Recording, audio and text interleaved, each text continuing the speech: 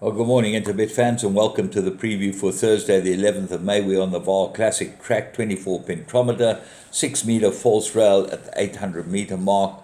So the false rail will throw them out into the middle of the track, and then you'll be able to get a run down the inside. And as we saw during the week, the Vaal Classic, you want to be right on the inside fence. So the draw is going to be of a help. Most of the horses won right down the inside, and that shows the track bias. So let's kick off with race 1, 12:25. It's a work riders maiden plate for fillies and mares that go 1200 meters.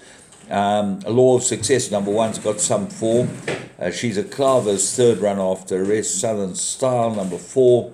It looks like the one they've all got to beat. They run on very well its last start, and gets a decent rider aboard it. So Southern Style for me looks like the top one. And then the danger horse might be number 9, Shiny Silver. This looks like it might improve from draw 1. That's going to be a big plus for it. Elusive Fire, the Brett Weber horse, is also in the mix, and those look like the top 3 for me. Southern Style, Elusive Fire, and Shiny Silver. Race 2, maiden juvenile plate 1000 meters. Well, no comments from the horses that might be in concern. Number 10, Abraham, no comment from that. Might need further from Sean Terry's runner, number 11, Midnight Stroll. So as a result of that, you've got to go with Open Highway. It looks like the absolute business here. But the big danger might be Vivacious Vicky. I think that of the horses that race an absolute two-horse race, and if there's no support for the others, they look like they will fight it out. Race 3, maiden juvenile plate fillies, and they go 1000. 1, Cala Moreta, very good form. And it made breathing noises, which is they can work out and sort out. So that looks like the horse they've all got to beat. 2, maybe further from the Sean Terry outfit. And then 11, Woman of Power. There's been money for this one from the Mike the Cockyard. Watch for follow through. They look like the ones, the horses that have run haven't shown very much at all. You might find improvement from Saint C. Veloci. Paul Match's run at the stables in great form. Race 4, maiden plate, 1200 meters. And having had a look closely at this field, if Viva de Janeiro runs its first race, it should be the right horse here. Everything points to it. The second run, completely ignore it. Stable Companion won the race, so you've got to be with Viva de Janeiro. Saka Gold looks like a big danger with the 2.5 claim. Coming to himself, this son of Karari, I think he's got a bit of ability, but he's obviously got issues, Saka Gold, and hopefully he will improve here. Race 5, maiden plate, 1600 meters. Broadway looks to be the right horse. If you take a line through a Knight's Tale, Broadway and US Open ran in that race. They should be very little between the two of them, and I expect them to fight it out. Both stables in very good form at this stage. Godfather ran 3 lengths behind them, Robin Claessen's other runner, and Broadway does look like the better of the two. Insightful's got some form, head of the speed rating. I'm a Man, Tony Peters runner, number 1. Definitely worth including, good last run.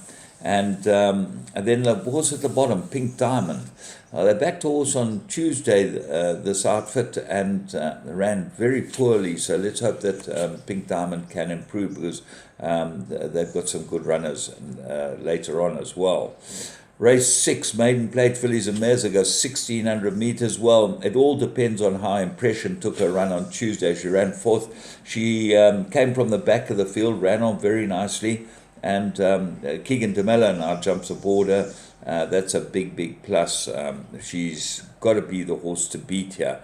But 4, Green Light Ranger, not striding out, as well as 6, Secret Recipe, both not striding out last run, so they will have worked on those two, get them sound, and they're both runners, as well as 5, Miss Christmas, and they should all fight it out.